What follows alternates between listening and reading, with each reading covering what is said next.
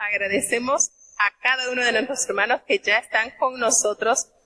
Estamos ya listos para iniciar con la lectura bíblica. Para hoy corresponden los salmos 110, 111 y 112. Salmo capítulo 110. Jehová dijo a mi Señor: siéntate a mi diestra, en tanto que pongo tus enemigos por estrado de tus pies. La vara de tu fortaleza enviará Jehová desde Sión. Domina en medio de tus enemigos. Tu pueblo serálo de buena voluntad en el día de tu poder, en la hermosura de la santidad desde el seno de la aurora. Tienes tú el rocío de tu juventud. Juró Jehová y no se arrepentirá. Tú eres sacerdote para siempre, según el orden del Melquisedec. El Señor a tu diestra herirá a los reyes en el día de su furor. Juzgará en las gentes, llenarálas de cadáveres, herirá las cabezas en muchas tierras. Del arroyo beberá en el camino, por lo cual levantará cabeza. Este salmo es sumamente citado en el Nuevo Testamento. De hecho, Jesucristo usó de este salmo, lo tomó, lo trajo a la memoria, así como el apóstol Pedro, así como el apóstol Juan, así como el apóstol Pablo, trajo a memoria este versículo, el primer versículo del Salmo 110. Jehová dijo a mi Señor: siéntate a mi diestra, en tanto que pongo tus enemigos por estrado de tus pies. Y precisamente se nota, lo cita en el Evangelio de San Mateo, el Evangelio de San Marcos, Lucas, Juan y Corintios, es decir, 3 de los 4 evangelistas toman a consideración este versículo expresado por Jesucristo, por supuesto, el apóstol Pedro y el apóstol Pablo. Recuerdan este importante versículo. Tanto los judíos como los cristianos consideran por unanimidad que este salmo es mesiánico. Y esta opinión pues está confirmada por el mismo Jesucristo cuando lo citó para probar su deidad, cuando Él les hace esta pregunta a los fariseos y le dicen: ¿y por qué entonces, verdad? Le dicen, tenemos varias citas en el Nuevo Testamento, 3 de los 4 evangelios lo traen a la memoria, y aparte de eso, el apóstol Pablo lo vuelve a traer a la memoria, así como el apóstol Pedro. Entonces, el evangelista Lucas lo cita en el capítulo 20, en el versículo 42. Vamos a recordarlo un poquitito, a ver cómo dice. Los escribas le respondieron, dijeron: maestro, bien has dicho, y no osaron preguntarle nada más. Entonces, Jesús les dice, ¿verdad? ¿Cómo dicen que el Cristo es hijo de David? Entonces Él les dijo: ¿cómo dicen que el Cristo es el hijo de David? Pues el mismo David dice en el libro de los Salmos. Y extrae entonces a la memoria este versículo. Y bueno, tenía una conversación bastante elevada con los fariseos, pues ellos estaban haciéndole una persecución a Cristo para saber en dónde se equivocaba y así poder arremeter contra Él.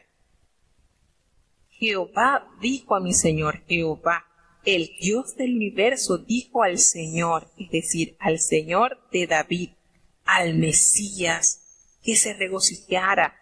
Muchos autores del Nuevo Testamento han citado este versículo, como hemos dicho, ¿verdad? 3 de 4 del Evangelio lo trae a la memoria cuando Jesucristo, hablando con los fariseos, tomó este versículo. El apóstol Pablo, el apóstol Pedro también habló de eso. Entonces, este versículo es sumamente conocido en el Nuevo Testamento. La palabra de Dios, allí dice, dijo, se emplea únicamente cuando se trata de un mensaje profético. Entonces, para estrado de tus pies. ¿Cómo ellos serán convertidos en ese solio, en ese lugar donde el Señor reposará sus pies? Sigue diciendo entonces en este salmo la vara. Otra palabra para designar es el cetro real, un símbolo de poder. Y así domina, pues así como lo dice el apóstol Pablo en 1 Corintios 15:25, Cristo reina ahora sobre sus enemigos. Bueno, en este salmo entonces se halla cuando dice en el versículo 2 que la vara de tu fortaleza, tu cetro, enviará Jehová desde Sión, y allí dominará entonces, domina en medio de tus enemigos. Por supuesto, es bien conocido que este Salmo 110 es enteramente mesiánico, evoca la presencia del Hijo de Dios y su indiscutible poder. Tu pueblo será lo de buena voluntad en el día de tu poder, en esa hermosura de la santidad desde el seno de la aurora, es decir, de forma muy similar a lo que se expresa en 2 de Samuel, en el capítulo 23, versículo 4, esta es una poética descripción de la ascensión al trono al nuevo rey. Entonces, fíjense lo hermoso que es esto. Este es un salmo escrito precisamente por David. Por eso Jesucristo, cuando lo trae a la memoria, dice entonces, ¿por qué David le dijo así a su Señor? Porque esto está escrito, fue escrito por el rey David, pero qué hermoso es saber cómo todos estos escritos, todos estos salmos son inspirados por el Espíritu Santo de Dios. Tienen tanta eficacia y son usados de una manera especial para enfatizar también los eventos futuros que acontecerán en el mundo. Tenemos entonces cuando dice en el versículo 4 que se revelan claramente los oficios del Mesías como un rey, como un sacerdote, pues ya que Cristo es el que intercede constantemente por los seres humanos, así como nos dice en el Nuevo Testamento cuando cita este versículo. El versículo 4 de este salmo es citado en la carta a los Hebreos, en el capítulo 7, nos hace referencia sobre el sacerdocio de Melquisedec, que se considera superior al de Aarón, que Abraham pagó sus diezmos a este sacerdote, como nos cuenta en el libro de Génesis, en el capítulo 4. Entonces, juró Jehová y no se arrepentirá, tú eres sacerdote para siempre, según el orden de Melquisedec. Entonces, aquí este salmo es también tomado a la memoria en la carta a los Hebreos cuando se hace referencia a Jesucristo. Según se hace esta gran asociación con aquel sacerdote Melquisedec, que sea de paso, de Melquisedec no se conoció ni linaje, ni nada, ningún otro detalle, sino se hace entender que a él, Abraham, le entregó los diezmos. Y él salió a recibirle con comida, con pan y con vino. Entonces aquí hace referencia también este salmo.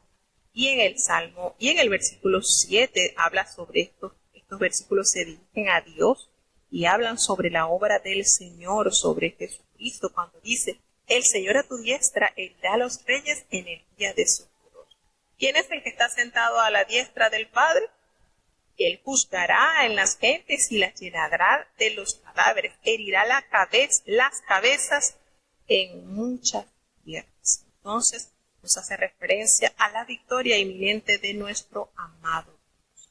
De tal punto que estos versículos están evocados totalmente al Señor Jesucristo. Del arroyo beberá en el camino, por lo cual levantará la cabeza. Un salmo compuesto de 7 versículos y que es altamente recordado en el Nuevo Testamento como evidencia clara de que es la esencia principal, está enmarcado en el Mesías. Precioso, y más se siente uno a gusto cuando sabe que toda la palabra de Dios tiene armonía con ella misma. Seguimos avanzando entonces al Salmo 111. Escuchemos con atención. Con todo el corazón, en la compañía y congregación de los rectos. Grandes son las obras de Jehová, buscadas de todos los que la quieren. Gloria y hermosura es su obra, y su justicia permanece para siempre. Hizo memorables sus maravillas, clemente y misericordioso es Jehová. Dio mantenimiento a los que le temen, para siempre se acordará de su pacto. El poder de sus obras anunció a su pueblo, dándole la heredad de las gentes. Las obras de sus manos son verdad y juicio. Fieles son todos sus mandamientos, afirmados por siglo de siglo. Hechos en verdad y en rectitud, redención ha enviado a su pueblo. Para siempre ha ordenado su pacto. Santo y terrible es su nombre. El principio de la sabiduría es el temor de Jehová. Buen entendimiento tienen cuantos ponen aquellos por obra. Su loor permanece para siempre. Tenemos entonces el Salmo 111 compuesto por 10 versículos. Este salmo sí es verdad que no revela quién haya sido su autor. Lo que sí es importante resaltar es que está explícita en él alabanzas a Dios por su fidelidad y por su eterna justicia. Tenemos que este es un poema acróstico que está compuesto de 22 líneas y cada una de estas líneas comienza con una letra sucesiva del alfabeto hebreo. Es decir, el alfabeto hebreo está compuesto por 22 letras. Cada una de estas líneas inicia con la letra del alfabeto, por supuesto del alfabeto hebreo. Hemos dicho en otras oportunidades que cuando esto es traducido a otros idiomas, por supuesto, esa simetría, esa perfección que tiene en su idioma original, se pierde. Tenemos entonces que en este salmo tiene esta palabra preciosa como inicia, alabaré. Es un salmo apropiado para el culto de la congregación, pues se propone como explícitamente alabar a Dios por sus formidables y grandes obras que Él ha hecho. Con todo el corazón. Alabaré a Jehová con todo el corazón en la compañía y congregación de los rectos. Y por eso, pues, se reconoce como un salmo congregacional. Se exalta la grandeza de Dios en familia, es decir, en numerosos grupos de personas, resaltando las grandezas de sus obras y son buscadas de todos los que las quieren. Es decir, este versículo nos revela todos aquellos que quieren palpar las grandes obras del Señor, que quieren cimentar su fe, buscarle, son buscadas por estos hombres. Aquellos que las quieren, pues las buscan. ¿Y qué van a encontrar? Gloria y hermosura. Eso es su obra. La justicia de Dios permanece para siempre. Y este salmo nos da a entender que para buscar a Dios hay que quererlo. Por eso el profeta decía, buscad a Jehová mientras pueda ser hallado. Esa oportunidad está abierta a todo ser humano, porque sus obras son memorables, sus maravillas son palpables, es clemente, es misericordioso. Ese es Jehová. Él da mantenimiento a todos los que le temen y siempre, qué hermosa palabra de confianza, siempre el Señor se acordará de su pacto. Siempre. Una de las cosas que nosotros debemos procurar diariamente es confiar en su pacto, creerle. Si el Señor lo dijo, Él lo prometió, y es una cosa que se forma en nosotros como un escudo que nos permite detener los dardos de desaliento que el enemigo quiere arremeter contra nuestra fe. porque Dios es poderoso, sus obras las anunció a su pueblo y le dio esa heredad a las gentes. Esa heredad que había prometido a su pueblo, las recibieron, porque todas las obras de su mano son verdad y sus juicios son fieles. Todos sus mandamientos son fieles, hermanos, que el que se afirma en ellos ha entendido vivir en verdad y en rectitud, afirmándose así a través de los tiempos, pues el Señor ha enviado redención a su pueblo. Y siempre el Señor ha ordenado ese pacto, pues Él es santo. Y es terrible el Señor, hacedor de maravillas, grande en obras. Y cierra este salmo al decir que ese principio se inicia, que el principio de la sabiduría es el temor de Jehová. Cuando usted en su corazón percibe la grandeza de Dios y usted teme, usted está dispuesto a sujetarse, pues usted está iniciando el primer paso y está abriendo la puerta a la sabiduría, porque el principio de la sabiduría es el temor de Jehová. Y aquellos que logran alcanzar ese buen entendimiento, todo lo que han recibido de Dios lo ponen por obra y su loor permanece para siempre. Dios promete ser fiel. Dios es estable en su totalidad.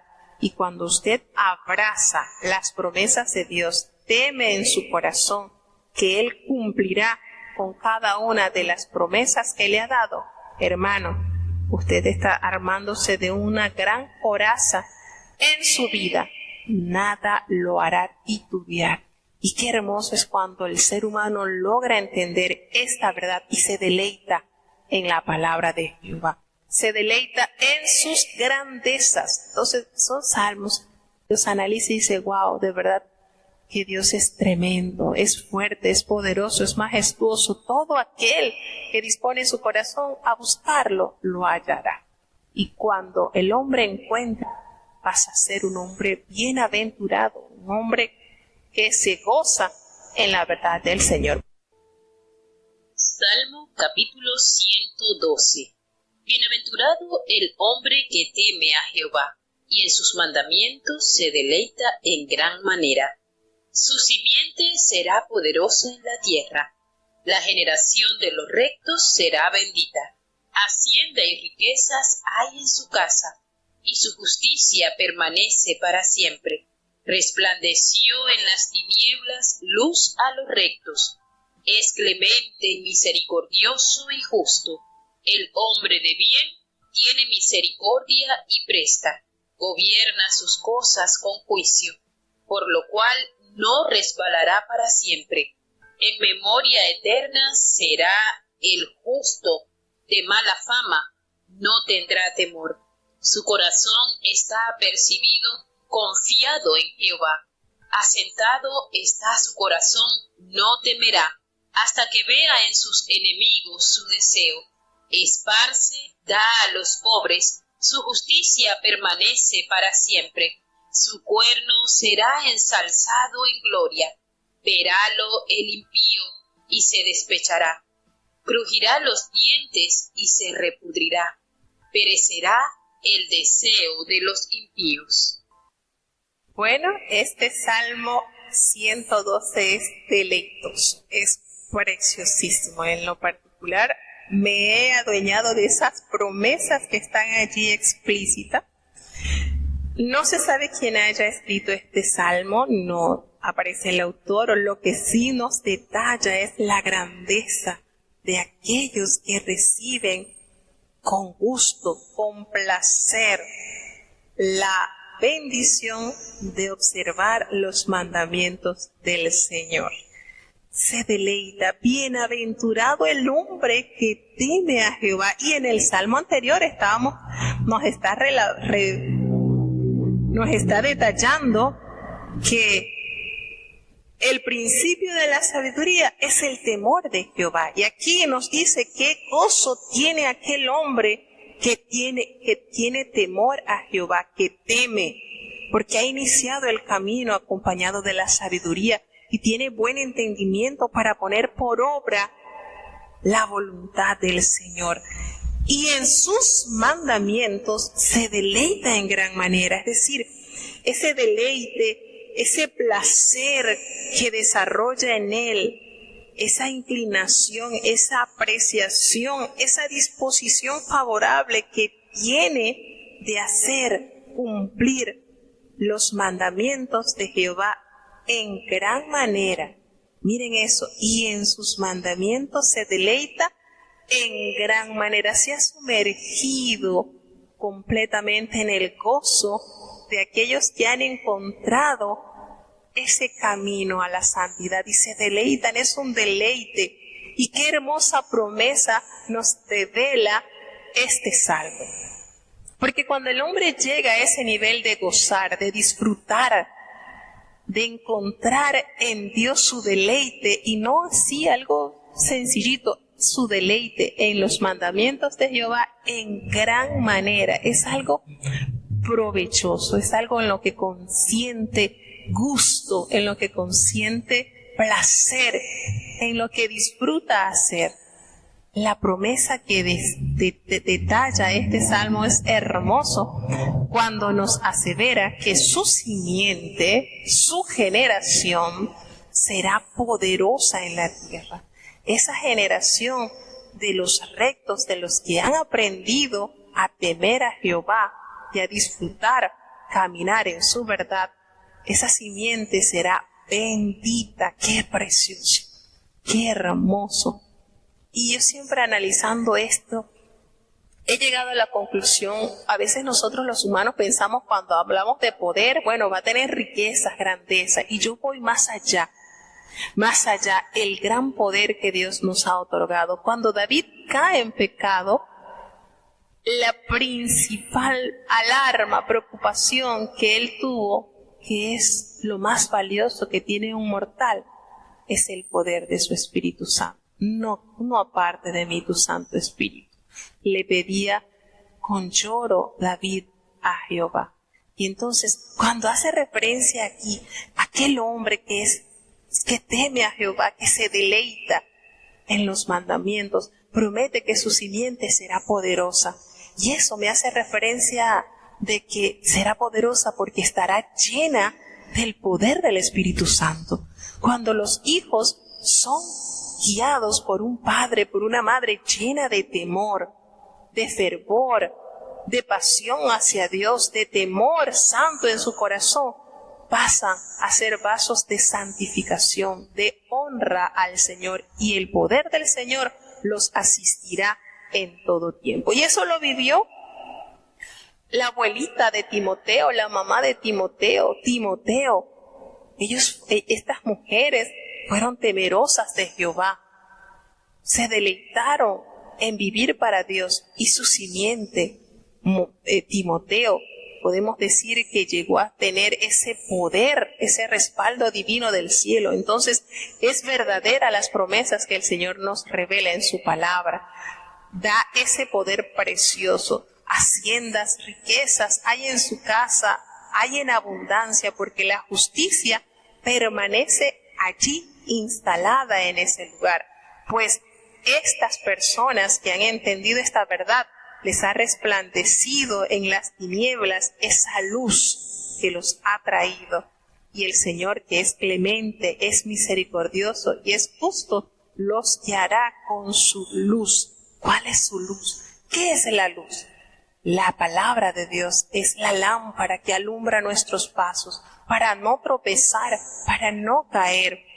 El hombre del bien, el hombre que está lleno de Dios, es misericordioso, tiene misericordia y presta a aquellos en quienes haya necesidad, y gobierna sus cosas con juicio. No anda despilfarrando, no anda botando, no anda destruyendo, gobierna sus cosas de una manera justa. Y ese sentir que ha tenido, le permitirá no resbalar para siempre.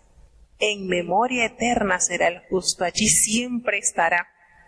En la memoria del Señor, aquellos que se han deleitado en la obediencia. Y estos hombres que han abrazado esta verdad, no van a tener miedo a la mala fama, no van a tener temor, porque su corazón está tan confiado en Jehová, en Él está su fortaleza. Entonces, este salmo inicia con esa bienaventuranza, con ese significado de feliz, ese significado de dichoso, y esta afirmación pues sobre la riqueza está en tantos salmos, en tantos proverbios. Cuánta hay abundancia de Dios para el hombre que realmente teme a Dios. Aunque hay que reconocer algo, nosotros decimos, bueno, pero hubo hombres que también padecieron escasez. Claro, tenemos a Job, tenemos a Pablo, quienes sufrieron dificultades económicas.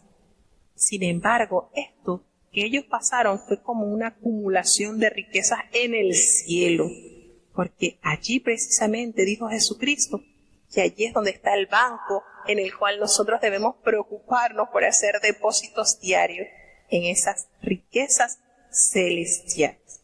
Entonces, esto que nos revela en este salmo hermoso, nos hace ver qué manera, qué personalidad tiene aquel hombre que se ha deleitado en Jehová. ¿Será un hombre íntegro? ¿Será un hombre que dará, que prestará, que tendrá misericordia? ¿Será un buen administrador porque gobernará sus cosas con juicio? ¿Tendrá en su corazón siempre esa confianza anclada a Jehová? Su corazón estará allí confiado, no va a temer, porque verá en sus enemigos su deseo. Él esparce, Él da a los pobres, y su justicia permanece para siempre, y su cuerno será ensalzado en gloria. Entonces, esto lo verá el impío y se enojará, crujirá los dientes y se repudrirá. Van a perecer el deseo de los impíos. Pero aquel que persiste, como dice Jesucristo, el que perseverare, esa es la clave, el que perseverare en el Señor, amándolo y demostrándolo, porque una cosa es decirlo y otra cosa es vivirlo. El Señor Jesucristo les reveló a sus discípulos: si me amáis, si verdaderamente dices que me amas, guardas mis mandamientos. Si me amáis, guardad mis mandamientos. Entonces, palabras bonitas, no solamente palabras bonitas, hechos contundentes que ratifiquen nuestro amor genuino y sincero por nuestro Dios. Un salmo hermoso que de verdad, ¿cuál sería la mejor herencia que nosotros le dejáramos a nuestros hijos? Que ellos pudieran ver el amor de Dios reflejado en nuestras vidas, ese temor santo en nuestros corazones para ser guiados por el camino de la santidad.